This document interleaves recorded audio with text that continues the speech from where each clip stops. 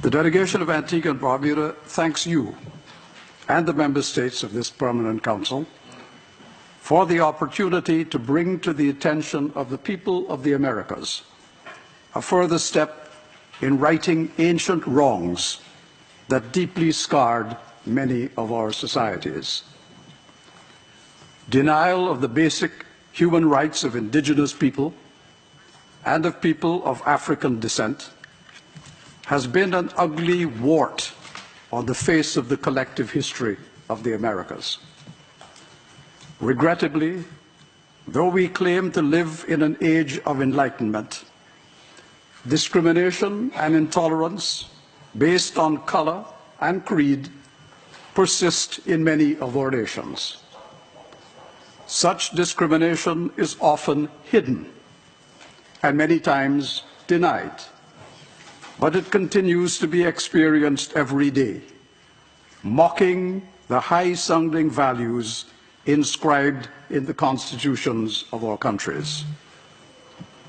That is why in this organization, we should not falter in calling out racial discrimination and religious intolerance whenever and in whatever guise they emerge.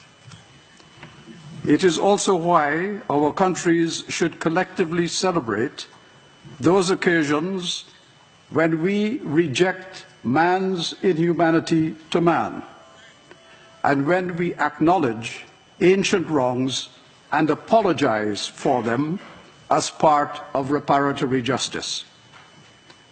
Mr. President, on April 30th, the Prime Minister of Antigua and Barbuda, Gaston Brown, publicly and unreservedly apologized to the Rastafarian community in Antigua and Barbuda, who were marginalized as social outcasts and actively discriminated against for decades.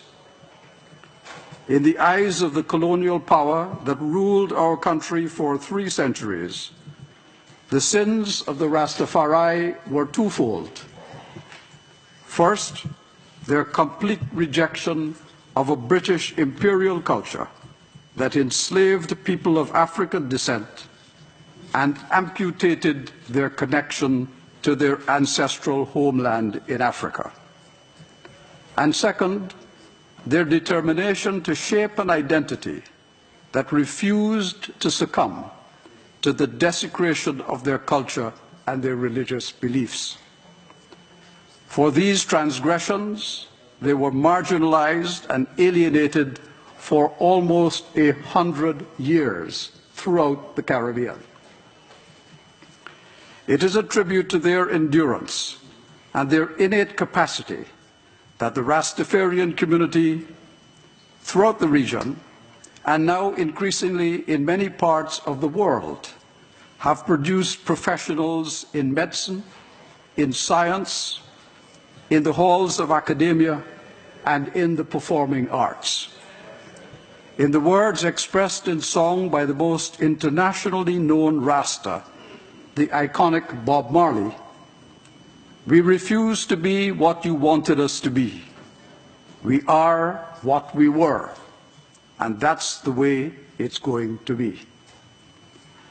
Out of a dark colonial past of their forebears, Rastas have risen up to affirm their self-dignity, their African heritage, and their worth as human beings.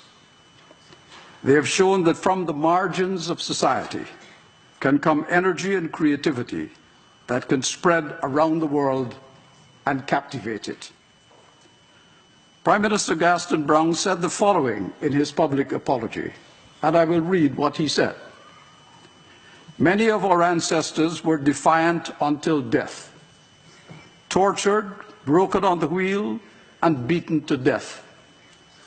Others succumbed to the lash of the whip, to the daily grinding down by the exploiter's boot, to the respite that was offered by acceptance of the oppressor's rule. You, the Rastafari, remain defiant in defense of your culture and human dignity.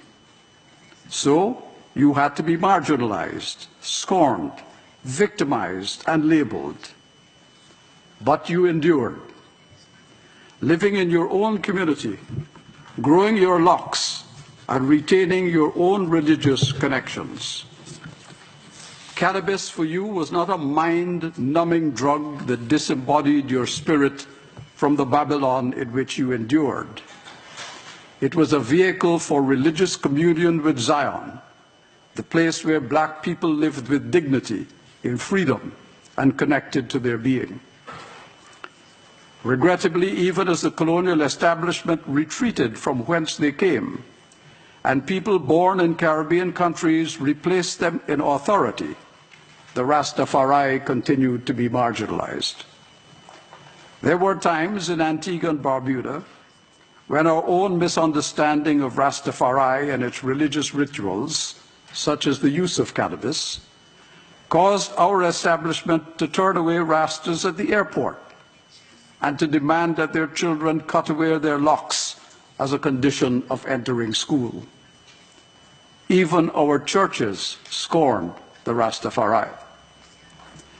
That discrimination went on for decades, preventing the Rastafarian community from escaping the confines of poverty and denying them the right to explain who they are, what they believe, and what part they wish to play in the homelands that are now our collective heritage.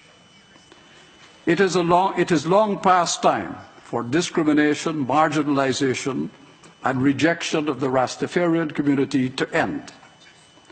In the full knowledge of all that I have described here, my government pledges recognition of the Rastafarian community and equality as an integral part of our community. And just as we accord the right of others to practice their religion, including their religious rights within their churches, so too do we accept the rights of the Rastafari to practice their liberty, their cultural and religious practices, including their sacramental use of cannabis. For all the harm that has been done to the Rastafari over the decades in Antigua and Barbuda, I apologize most sincerely on behalf of my government and the government that went before us. That was the Prime Minister's public apology. Mr. President, the Prime Minister and government of Antigua and Barbuda have already taken steps to recognize the dignity and worth of the Rastafarian community as an integral part of our society.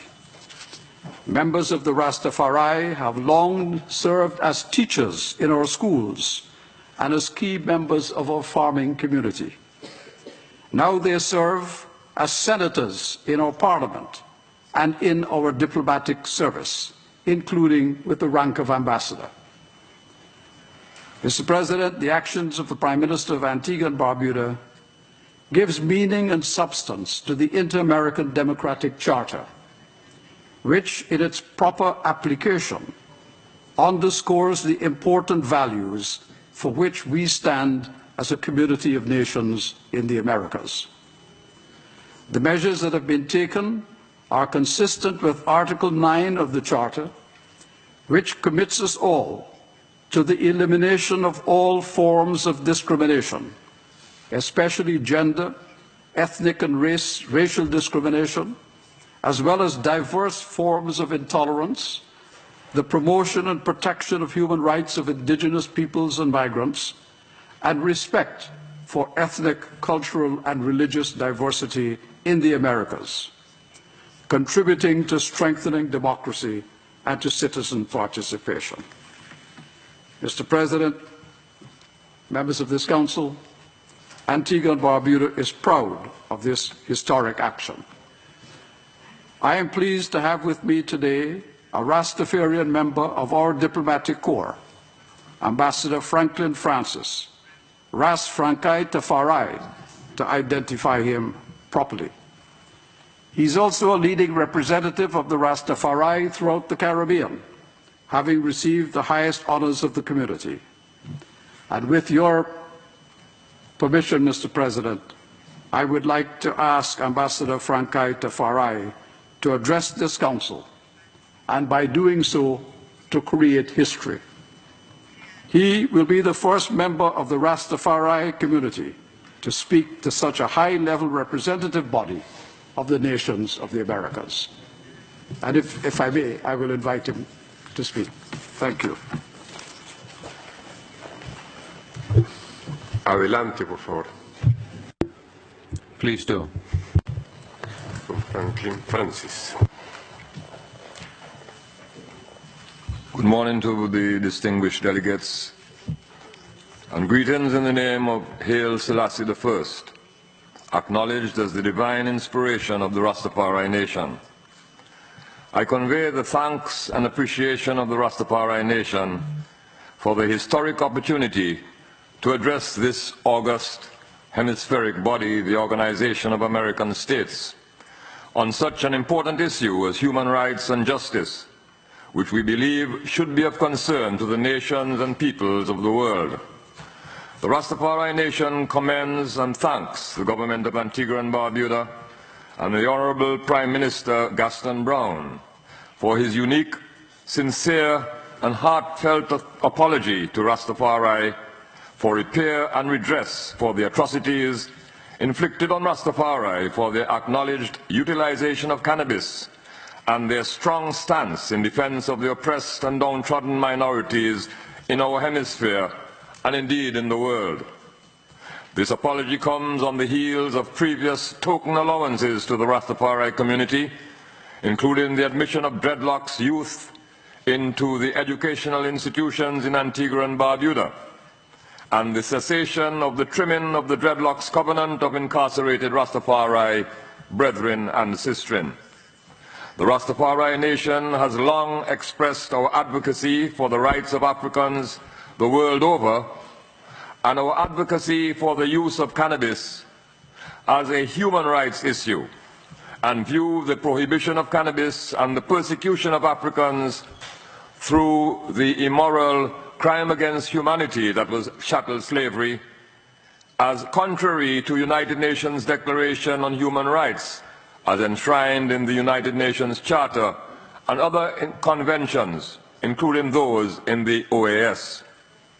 The apology and declared intention for repair and redress is thus seen in the context of the call for reparatory justice for slavery and colonial oppression, expressed by the establishment of the CARICOM Reparations Commission and voiced by other Africans in the diaspora and on the continent. This call gains added significance, coming as it does in the United Nations declared International Decade for People of African Descent, 2015 to 2024. We express the hope that the call for reparations will see a recognition of Rastafari's sacramental use of the herb cannabis and involvement and inclusion in the material benefits to be derived from proper utilization of cannabis. Further, that repair and redress will involve assistance to the formerly disadvantaged Rastafari and African communities, and for the Rastafari inclusion in the civil society, community, and societal deliberations on developmental and other issues of concern to all oppressed peoples. Noting that Rastafari and African peoples are situated throughout the nations of the Americas, it is our hope and fervent prayer that the call for reparatory justice will be heeded not only by other Caribbean leaders, but by other hemispheric leaders and the entire international community. To the distinguished delegates of the 34 nations of the Americas represented here, I give my heartfelt thanks for the honor of addressing you. Thank you, sir.